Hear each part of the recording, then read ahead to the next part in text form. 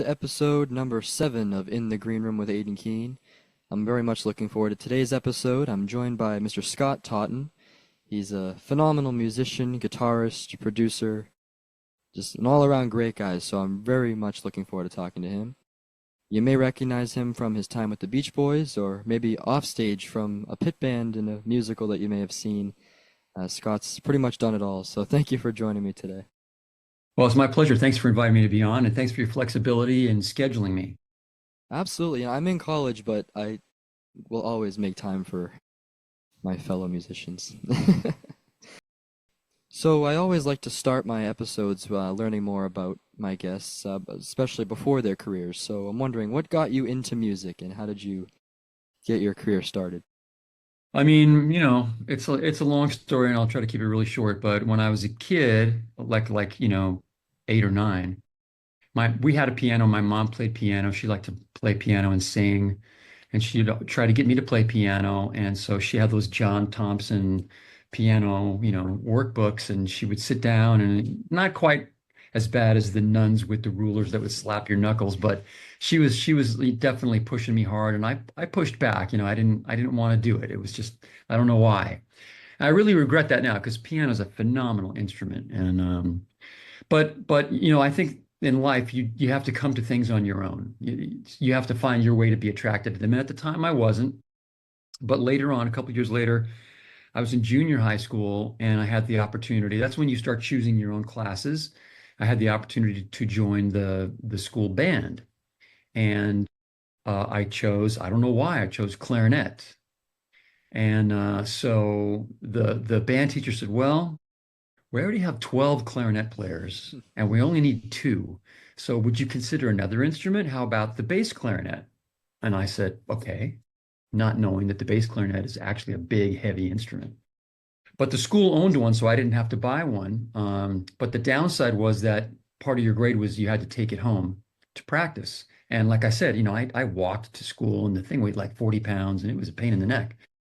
So eventually I had an idea, and my mom helped me out, and she got me a clarinet that I could keep at home because the fingering's the same. It's just that a bass clarinet's an octave lower. So I didn't have to take the instrument home anymore because I had one at home. That was a good deal. So I played the clarinet in the band, and then one day there was a fire at the school, believe it or not, in the band room, and the bass clarinet burned. And no, I had nothing to do with it, I promise. So then I brought my clarinet, and I ended up being part of the clarinet section, which had grown to 13 at that point. But anyway, the point is that that was seventh grade, and I took to it. I took to music, and it just something that came to me. I don't want to say easily, but or maybe just naturally or something. I don't know. It just came to me. And when I went to high school, then there wasn't a lot of opportunity for clarinet players. But by that time, I was kind of not really wanting to pursue clarinet, and I had started playing guitar a little bit. So I switched to guitar in high school, and then I ended up going to Berklee College of Music in Boston after high school, and then I moved to New York, and I started playing on like jingles, radio and TV commercials, and subbing on Broadway shows, et cetera, and eventually ended up in Los Angeles, and eventually ended up with the Beach Boys, and eventually here I am with you. That's My the neck of the shortest version woods. I can tell. I'm Sorry. only about 20 minutes away from Berkeley, so Oh, is that right? yeah, Where do I'm you go to lucky. school? I go to Bridgewater State, Uh-huh. but it's not too far. Actually, I have a professor this semester who also teaches at Berkeley, so Very cool. yeah, it's a great school, and I've had the opportunity to play with some folks that have gone there. Excellent. So you started off obviously with the clarinet, which is more of a I suppose a classical sound. When did you find rock and roll was gonna be part of your career? I had always known, I mean, I didn't know it was going to be my career, but I always loved rock and roll. I mean, I remember being, or pop music of the era. I'm quite a bit older than you. So when I was a kid, I mean, Jimi Hendrix and Led Zeppelin, of course, the Beatles and the Beach Boys, Motown, all these things were happening and they were on the radio. And as a little boy, I used to, go to sleep with radios were kind of big back then. And I put it under my pillow and fall asleep listening to it. And my dad would come in, he'd be, "You're going to electrocute yourself." And he would yank it out and get mad at me. But I mean, even back then, I just loved music. I see on your the wall behind you, you have the Beatles Something New over there. You Oh have the yeah. Beatles second album, those excellent US releases that I also had back then. Yeah, that music has been a huge part of my life, and it's pretty much all that, I've grown up with. I mean, I have my own Elvis show that I do. I've been doing it for a while, so that's my Okay, thing. But excellent. I was in a Beatles tribute band for a week when I was about 14, Uh-huh. and so that's I definitely have grown up with that as well. And I'll tell you, the first vinyl that I ever bought with my own money. Oh yeah, I mean, I had that one too with my own money when I was a kid. And those crazy drawings, and then you open it up and look inside, while you're sitting there listening to these songs, and that was a one of the best greatest hits collections by any group. For sure. Yeah. So what was your first adventure after Berkeley? Well, I moved to New York City with a couple of my Berkeley buddies, and we shared an apartment. And I would say the first thing that happened was, I was still in student mode when I got there, so I still wanted to study and practice and stuff like that. And so, at the time, I don't even maybe today he still does, but at the time there was a jazz guitarist named Mike Stern who used to play every Monday at the 55 bar in the Village. And I would go down there with my Sony Pro Walkman Pro, and I would record the set. And a set, it was a trio. It was Mike Stern and maybe Adam Nussbaum on drums and Jeff Andrews, R.I.P. Jeff Andrews on bass. And I would record it, and they would do like a set, like an hour-long set would be three tunes, because they would just solo and solo and solo and solo. And I'd take that tape home and I'd pick one of those songs and I'd say, okay, I'm going to transcribe Mike's solo on this. And I would spend all week long transcribing it, page after page, because he would do like 12 choruses of a tune. And then next Monday, I'd go back and do the same thing. But during the daytime, my roommate Danny and we lived near Times Square. And we had this bright idea of going out to Times Square and playing for tips. So the way we did that was I had this little tiny amplifier, a GK 250 ML. Danny had a little bass amp, and we had a little Dr. Beat drum machine, and we take a little generator out. I don't know where we got the generator, but we go out to Times Square right in the middle, where you got Broadway going this way and 7th Avenue going, and there'd be a little triangle right there. And we just set up there, start the generator, get the amplifiers going, and he and I would play bass and drums. I mean, bass and guitar and a drum machine, basically. The drum machine only had one pattern, it didn't change patterns, so Oh, man. just a groove. And I would say that was that taught me how to sustain somebody's interest when you're soloing. It's easy to just kind of do everything like in 8 bars, and go real fast and go up and down, and then you're done. But we wanted these songs to go on for several minutes so that people would stay and listen. Because once you stop the tune, then some people would leave. Right. But if you kept playing, people would come, you get a bigger crowd, and the bigger crowd, the more tips you would get. So that's kind of, my first foray into playing in New York City. And we did okay with tips. I mean, considering how long ago it was, there were some days that we would get, a couple $100s in tips. Wow. So we were kind of getting by on that. And but then, ironically, and the police knew us and saw us and they liked us, and they helped us out when we needed help. But one day they came and said, "Sorry guys, you're good kids, but I got to shut you down." And I was like, "Why? We haven't done anything." He goes, "I know, but we had a complaint from the Schubert organization Oh. that owns some of the Broadway theaters." Hmm. It's ironic because just a few months later, I would start playing on Broadway shows and they'd be paying me. Right. So, but that kind of shut down our fun in Times Square. Oh, really But cool yeah, story though. as I said, then I started subbing on Broadway shows, and I was playing in a wedding band on the weekends. And one of my friends that I'd gone to Berkeley with was a writer, and she moved to New York, and she started writing jingles and song demos for artists such as Expose or Donna Summer. So I was doing song demos for them, and just things started taking off. That's really cool. Yeah. I've never, I've been doing gigs around for quite a few years now, but I never thought to go out and kind of do that in the middle of a central hub there. That's kind of a cool idea. And technically, you can do it with an acoustic instrument. Hmm. That's legal. That's freedom of speech. Right. So if you had a flute or a banjo, God forbid a banjo, but or a saxophone, they can't stop you from doing that. But in order to use a loudspeaker or an amplifier, you have to have a permit, Yeah. and they wouldn't grant us a permit. Yeah. So, so going ahead a little bit, I wanted to touch on it obviously a little bit. You spent some time with the Beach Boys. Yeah. Um, how did you get your start there? Well, this is one of those crazy stories. I've told it a bunch of times, so I'll try to make it the short and sweet version. But I was living in LA. I had been doing a show. I did Rent in LA, and then I toured with it for a couple of years, and then I wanted to get off the road as my wife to be and I were trying to get our lives started together.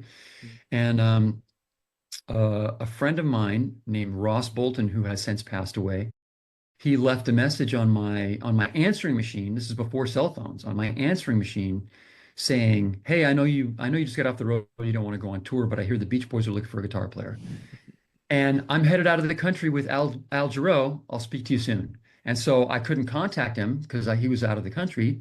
I didn't know who to call. I was like, the Beach Boys, man, that's a dream come true. So I basically looked up the phone number for Capitol Records, and I called, and thank you for calling Capitol Records. Press 1 for promo. Press 2 for distribution. Press 3 for catalog, whatever it was. I said, well, Beach Boys are probably catalog, so I pressed 3. Hi, this is Trish from Catalog. Leave your name and number, and I'll get back to you. And I'm like, hi, my name's Scott, and I heard the Beach Boys are looking for a guitar player, and I'm a guitar player, and I love the Beach Boys. Here's my number. Thanks. And I thought, well, at least I tried. And the next day she called me back. And she gave me the phone number or the fax number for the Beach Boys manager, who was Elliot Lott. And I faxed him my resume. He asked me to send a tape of my guitar playing. So I did. And then a couple days later, I got a phone call from Mike's wife, Jacqueline, and she said, we love your tape and we like your resume and we'd like to hear you singing some songs. So please record yourself singing. I think it was Good Vibrations and Surfer Girl and things like that. Mhm. And to be clear, at that point, I sang a little bit, but I hadn't sung professionally like, full time or anything like that. So it was a big ask, especially those falsetto parts. Yeah. But I made a tape and they liked it. And so they invited me to an audition in LA. And I came to find out later that they had been trying to find a guitar player for a long time and they couldn't find anybody. And so, like, I was the last person that they were going to try to cover for Adrian, who needed to take some time off. He was taking some shows off. So they were looking for somebody to cover for Adrian. Mhm. At least that's how the story that I was told. So I went in, I was the only person that auditioned, and I met Mike and Bruce and the other guys in the band at the time. And Mike liked me and said, are you free at the end of December? And I was like, I wasn't, but I said, I will. Yeah, I am. Yes. So I managed to sub out the other thing that I was doing, and I ended up going to New York City to play with the Beach Boys for a few shows as a sub. And then a couple months later, that was for Adrian. And then a couple months later, Phil Bardowell needed to sub out. So he called me to see if I could cover for him. And I did. And then when the next summer, so that's the summer of 2001 now, Phil was working on a solo album. And he said, listen, I want to take some time off to finish my solo album and do a few shows. And the Beach Boys are going to Europe. So would you mind going to Europe with the Beach Boys instead of me? And I was like, okay. Sounds like fun. Yeah. And my wife and I just got married and we just went on our honeymoon to Europe. And I just got back from Europe. And then I went back to Europe with the Beach Boys for the summer. And while I was in Europe, then Phil called the Beach Boys and said that he really wanted to make a go of his solo career and that he wouldn't be back. And so that's how I became a permanent member. Yeah. That's awesome. And how long, so, because you did eventually become the musical director, right? Yeah. Yeah. How long did that take? So the first shows I ever played with them was December 2000. I started touring with them full time in July of 2001, and I became the musical director in like the summer of 2007. Yeah. That's fantastic. So wow, about 2 decades then, just a little over with the Beach. I mean, I did about 23 years with the Beach Boys. Yeah. One of the things that I found very interesting. I was on the first Beach Boy cruise. I think Uh-huh. that was in 2021, maybe something like that. But I went to your event where you spoke about your work as the director, and you kind of broke down some of the tracks and everything. Yeah, And that was so fascinating to me because, I had known obviously by hearing the Beach Boys all my life how complex some of their songs were. The way you very. broke it down was so fascinating. I was amazed by Oh, it. thanks. Thank you. And I didn't know, how much appeal that would have. I was just asked, they asked me, well, will you do an appearance? Maybe you and Swifty could talk about the how he works as a road manager, and you could talk about what you do as music director. And I thought, well, okay, I mean, this is kind of deep in the weeds for some people. I don't know if they're really gonna get into it, but I'll give it a try. And so, but yeah, some people really liked it. And thanks for saying that. Absolutely.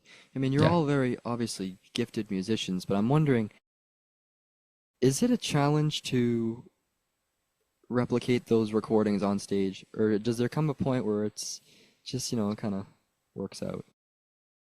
Well, no, I mean, it's definitely a challenge. And I think that before I became the music director, there wasn't really much of an attempt to try to recreate the sound of the recordings or the arrangements of the recordings, I should say. I mean, obviously, you can't really copy the sound perfectly because, those were old guitars on old amps. Well, they were new at the time, but I mean, they were from the 60s and they were recorded on tape in a studio, and we're doing it live without tape and with modern instruments. So, and we're different people. So you can't really absolutely mimic the sound. But then again, you don't want to because people are coming to a live show. But I've always felt that the arrangements were very integral to the success of the record. So like the early records like Surfin' USA and Catch a Wave and things like that, the instrumentation is very simple. They're Hmm. kind of like a garage band. It's just a couple of guitars and bass, maybe Brian adds an organ or something like that. But the cool thing about it was the harmony vocals. But then as time goes on, the instrumentation becomes more and more complicated. And in my opinion, so once like 1965 comes along and they're doing California Girls and you've got horns and vibraphone and maybe strings on another song or whatever, it's impossible for the live Beach Boys of the time to recreate that record. So they didn't even try to. They started doing it a different style. Like, oh, here's our touring version of California Girls, which might be more of a boogie woogie feel, than you know what I mean? Yeah. And that kind of just morphed and morphed and morphed over the years. But when I became the music director, we had some more technology now. You could get more sounds out of a keyboard than you could back then. And we had, a bunch of musicians, good musicians. And so I just said, let's go back to those original arrangements because that's when people come to the show, most of them want to hear something that sounds like that. Right. So that was my philosophy, and that was kind of what I was trying to achieve there. And yes, so to get back to your original question, it is difficult. It is difficult because sometimes, like I said, like God only knows, you've got a woodwind section and a string section, and you got, I think, two or three bass players and percussion on the record. So trying to cover all those parts, with a handful of musicians live is a challenge. Yeah. Yeah, and I will say, there's only a few artists that I have seen multiple times. And during your time with the Beach Boys, like I said, it was nine for me. But my first time was the Wild Honey anniversary tour. Oh yeah. And hearing that song alone live was just so cool because I didn't think that that would be possible when, listening to it on the record, but it came together really beautifully. Oh good. Thank you. Thanks. And of course, you had Jeff Foskett at that time too, rest in Yes. peace, and he amazing. Yeah. What a voice. Yeah. So aside from your time with the Beach Boys, you've also obviously made a career in pit bands as well for some very popular Broadway shows. What's that like for you? It's something that I always liked. I mean, when I was living in New York, um, and playing in like say wedding bands and things like that. Yeah, it was kind of a slog. I'd have to take the train out to Long Island or to New Jersey, carrying my amp, wearing a tuxedo, carrying my guitars, and then you'd get there and they'd say, okay, musicians have to go through the kitchen entrance, set up over there. So I mean, it was. Don't get me wrong, I'm not complaining, but then when I had the chance to start doing Broadway, and I lived in right near the theater district, so I could walk to work in like 10 minutes.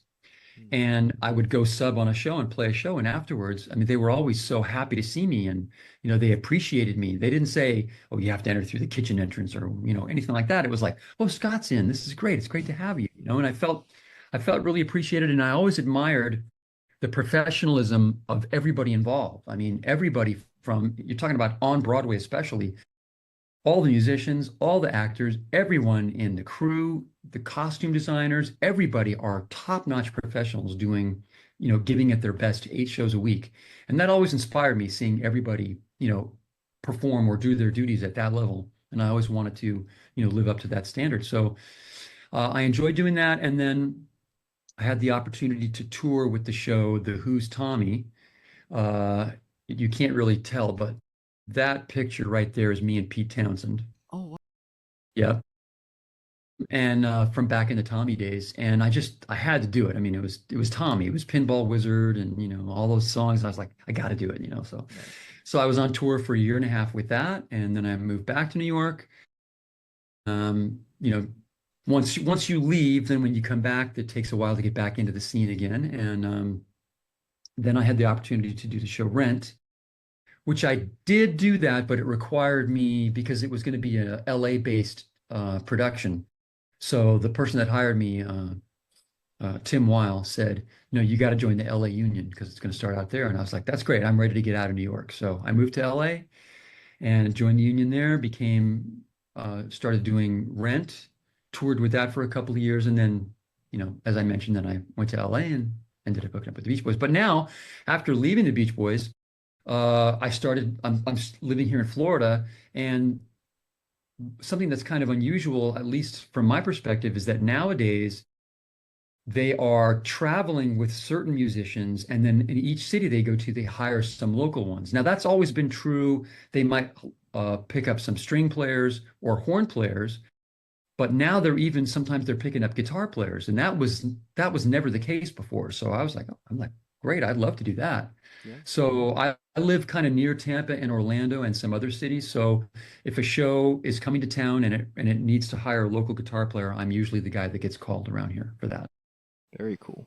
Yeah. And I saw recently on Facebook that you were part of one of my favorites, Jesus Christ Superstar.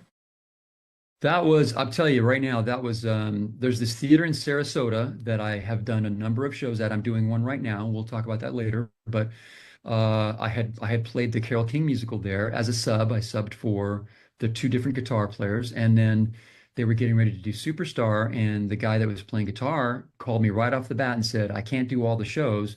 Can I give you, like, 20, 25 shows?" And I was like, "Yeah, sure, I'd love to." I always wanted to do Jesus Christ Superstar because when I was a kid, those were hit songs. Some of Yeah. those were hit songs. And I just thought it was a great soundtrack, and I was really glad to get that call. And I had the best time playing it. I mean, if you've seen it or if you've heard it, there's no spoken dialogue. It's all sung. So there's music the whole time. So you don't, I mean, like, once the show starts, you don't have a chance to tune your guitar or anything. It's just bang, bang, bang, bang, bang. But it was great. I really enjoyed it. I had a great time. A lot of great guitar in that too. I mean, that opening Yeah. overture is one of my favorite things to play. Yeah, and on the bigger productions on Broadway or the West End, they used two guitars, but because this was a smaller theater, it was one guitar. So it was all on Dr. John Godfrey is the guy I subbed for, or when I was there, it was me. So Very cool. And yeah. you're doing one now, you said too, or doing a play now? Yeah, so we just opened Saturday night. I'm doing the show called Come From Away, which was on Broadway, and it's set on 9/11. If you don't know anything about it, I'll just real quickly. It's set on 9/11 in a town called Gander in Newfoundland. And if you may have heard the story that a lot of planes were in the air when the U.S. airspace was shut down, and they were told, like, they were coming across the Atlantic, and they were said, "You can't go to the U.S. You have to land at Gander." So Gander had this big airport because it used to be that planes couldn't fly all the way across the Atlantic. But once they had bigger planes with bigger gas tanks, they didn't need to go to Gander anymore. So Gander was kind of just stuck with this big airport that they didn't use. Well, it came in handy that day, and they had all these planes. I don't remember how many. I think there's a song called 38 planes. So there might have been 38 jumbo jets, each one with 200, 300 people in it. So, like, the population of the town of Gander was like 7 or 8,000, and they had 7 or 8,000 people landing on planes that morning.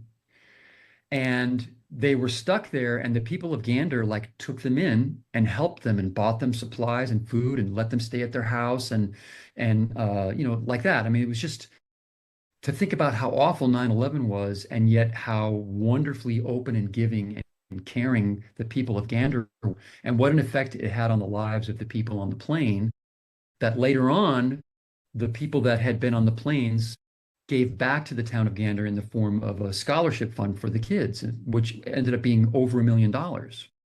So it's very touching. It's really, really, it's fun, and it's a very touching story. I mean, I get choked up every time I play it. That sounds beautiful. And I have many friends Yeah. out in Florida. So where is this taking place? It's in Sarasota. Sarasota. That's Sounds on the beautiful. Gulf side of Florida. To all of my listeners in Florida, please check this musical out. It sounds Yeah, we just beautiful. opened Saturday and it runs until December 28th. Very cool. Yeah, it Yeah. sounds amazing. I actually had not heard of that one before. It sounds amazing. You can actually, if you have Apple TV, they have the Broadway, they filmed the Broadway production and you can watch it. Yeah, I'll definitely check that out. Yeah. And I want to move on to the thing that I'm actually most excited to talk about because Okay. I've been listening to it a lot. You have a new album, a Christmas album out, and it's phenomenal. I love it. So I would love to learn Thank more you. about the creative process of that album and more about Well, thank you. I appreciate those kind words. Yeah, so the album, I actually put it out at the very, late in the season last year. Mm. I had just gotten the CDs printed just in time to sell them, like in December. And but the backstory behind it is that in the 90s, when I was living in New York and doing some jingles and doing some subbing and stuff like that, but I had my own apartment, so I was, paying a lot in rent and trying to get by. And I knew that I wasn't going to be able to buy Christmas presents for all my family and friends. So I said, I think it was in the summer, I said, well, maybe I'll record a few Christmas songs. And so there in my studio apartment, I had a half-inch 8-track reel-to-reel tape machine and a little mixing board and a drum machine, and I had a bass and a couple of guitars. And I started working on some arrangements. And I ended up doing, at the time, I made 5 or 6 songs in the 90s, and I put them on a cassette tape and I gave them up to my family. I gave them each a cassette tape. And I got really a great response from that. I mean, I couldn't believe it, how people loved that little cassette tape. And even years later, people would say, "Yeah, we're still listening to your cassette tape, man." I was like, "Wow, one of these days I got to put that out digitally somehow, or put it on a CD, or do something with it." So, but being on tour all the time, there was never any time. So since I was no longer on tour with the Beach Boys or anybody else, I said, well, okay, this is the year I'm actually going to do it. So last year, I found my tapes, my half-inch 8-track tapes, and I had them transferred. So I was able to put them into Pro Tools, and I had 5 good ones. One of them didn't work out, so I had 5 good songs to start with. But if that's not enough for a CD, so I thought, well, I better do some more. So then last summer, I recorded 5 more, so I had a total of 10. And then I remixed the earlier ones and kind of mastered them and sequenced them. And my wife did the artwork. And yeah, sent it out and I launched a website and hired a website designer for that. So it was all, it's one of those things in the summer you think, oh, I've got plenty of time. And then the next thing you know, it's the end of October and you're not done yet. And it's going to take 2 weeks to get the CDs printed and you better hurry. Right. So, but it all came together. I launched the website and I started making posts on Facebook, and it was great. I ended up selling out of my first batch, had to order another batch, and sold out of that. And I just ordered another batch for this year. So, and I wish I had one right in front of me right now. I could get one. Hang on one second. Don't look at the mess behind me. It's a lot of guitar. All right. So this is it. It's Scott Totten presents a wire choir Christmas. So a wire choir, that's a guitar. It's a bunch of wires that sing together, and that's the wire choir. So it's the wire choir Christmas, and there's 10 Christmas favorites. And of course, since I was with the Beach Boys, I start off with Little Saint Nick, and these are all instrumental versions, all guitar playing the melody. In fact, there's only guitars, bass, and drums on here. Even the new ones that I recorded, because back then I didn't have a keyboard. I do have a keyboard now, but I just kept the theme of just guitars, bass, and drums. And so I say on the inside very proudly, no keyboards were used in the making of this album. That's awesome. And was it And always an instrumental project from the well, from the yeah. So beginning? when I did those first five back in the 90s in my apartment, they were instrumental. So yeah, I just decided to keep it with that theme of That's awesome. instrumental. Yeah, I love it. My favorite track on it is "Please Come Home for Christmas." I think Really? it sounds. I love the sound of it. It's so cool. That's great. Thank you. Yeah. I mean, that's such a great song. I mean, a lot of people know the Eagles version, right? Mm. And the version I knew best was Johnny Winters. Oh yeah. A good friend of mine, Jeff Gans, played bass with Johnny Winters on that album, and I just loved, like, in my free time, I put on an album like Stevie Ray Vaughan or Johnny Winters, and I just play along. Johnny Winter, I should say, and I just play along. So I got to know that album really well because I was playing it all the time, and but it was originally by a guy named Charles Brown, a blues artist, Charles Brown.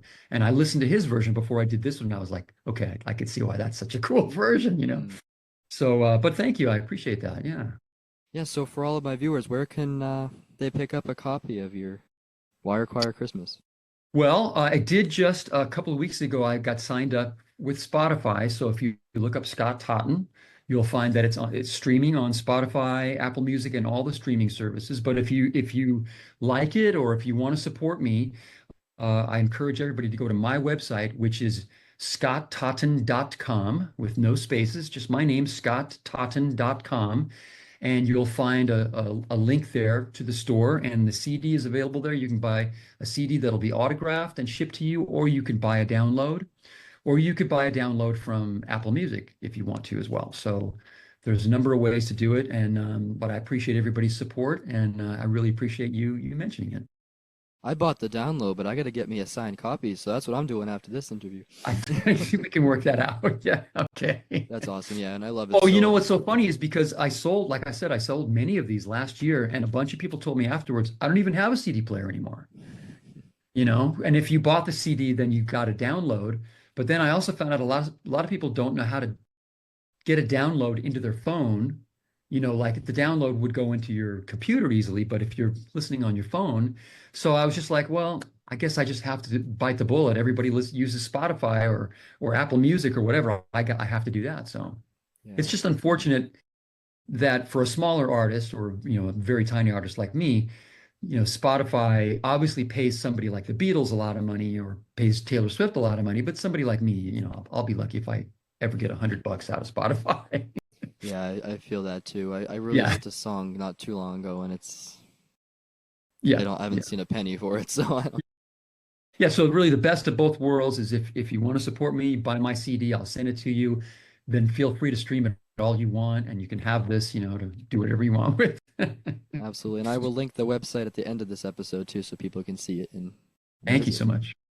Thank you. I have one more question for you, and it's kind of a broad question, but I'm very interested. Out of everything that you've done, going to Berkeley, Beach Boys, your own producing, um, is there something that you are most proud of when you look back and you think to yourself, I'm so glad that I did that. Hmm, that's tough. I mean, I've had I've had a relatively long career and achieved a number of things that I never would have dreamed of. So, I mean, just playing with the Beach Boys at all, was definitely a pinch me moment that lasted 23 years and being on the 50th reunion and having Brian Wilson, sit across from me. And I remember I always tell the story. We were doing the a cappella section of Heroes and Villains, and the music stops, and then I conduct, and he would watch me, and I'm like, oh my God, Brian Wilson is watching me to conduct his music for him. So I don't know. It's hard for me to pick one. There have been some really cool ones. I really enjoyed when we played in at Royal Albert Hall and also once at the Greek, where we used a horn section. And I went back through all of our songs, and any songs that had horns, saxophones, trumpets, whatever. I transcribed the record, wrote an arrangement, and so to sit there and hear this horn section playing, these songs was fantastic. Getting to sing a couple of leads on the 50th reunion, or even not on the reunion, but just with the Beach Boys in general. I mean, being able to sing lead with one of the greatest vocal bands of all time, I mean, there's so many things like that I could list that are just, but it's hard to pick one that's the top of the list though. Yeah. Yeah. And what's next for you? Any projects aside from this play that you're doing now? Is there anything else coming up for you? Yeah, I mean, basically my philosophy and hope is to stay in the Florida area so I can stay home and be with my wife and my daughters, 13, and their whole lives I've been on tour, so I'm trying to stay home, and I mean, I still occasionally have to go, to like the other side of the state, like this past year I did MJ the Michael Jackson musical, Hmm. and I did it in several cities, including a city that's too far for me to drive back and forth. So I stayed at a friend's house. So I was away from home for a few days, but I'm really trying to just stay in Florida so I can be home as much as possible. So I'm enjoying the fact that I have a lot of different things going on musically besides playing and Come From Away. I will be doing MJ. It's returning to Florida in February. And I will also be doing the musical Back to the Future again when it comes to Florida. That's a lot of fun. And I'm also in a bunch of different tribute bands. You mentioned a Beatles tribute band. Hmm. I'm in a Beatles tribute band right now. Really? And I'm also in a Steely Dan tribute band. I always love Steely Dan. That's a lot of fun. And what else? I'm in a Heart tribute band. I play with a Jimmy Buffett tribute guy, and I'm going to be doing a Neil Diamond tribute pretty soon. So there's just a lot of things, And I'm writing a couple arrangements right now for the Beach Boys for a Oh, show that they're doing with a horn section. So I have very just have a cool. lot of different things going on. So So, absolutely, absolutely. I was just going to mention that also. I've ever since COVID, I re ignited my love for tennis. And so I play, and that's why I kind of look like this. I play tennis every day, and I'm actually in a tennis league, the USTA Tennis League, and we're going to the state finals next month. Yeah, congratulations. yeah, thanks. That's a lot of fun. Yeah, I tried to play tennis a couple times in school, but I don't have the speed. So yeah, it definitely takes a very athletic gift. yeah, it does. Well, thank you so much for taking the time to talk with me today. I've really enjoyed this and learning more about you. And like I said, having seen you so many times live, it's definitely an honor to be able to talk to you on here. Well, that's very kind. Thank you. I appreciate the invitation very much. And like I said, I know we had to, look for a slot where we were both available, and I'm glad that we found one. So thank you very much. Me too. Thank you. And for everyone listening, as we just spoke about, please check out Scott's website and order a copy of A Wire Choir Christmas. You certainly won't regret it. It's gotten me in the mood for the season, and it's only November 17th. So just enjoy it as much as I have and support an amazing musician. Thank you so much. Thank you. We'll be back next week on In the Green Room with my good friend Matt Stone. He is an Elvis tribute artist, so come back and join me for that episode. And until then, may God bless you, and we'll see you again soon.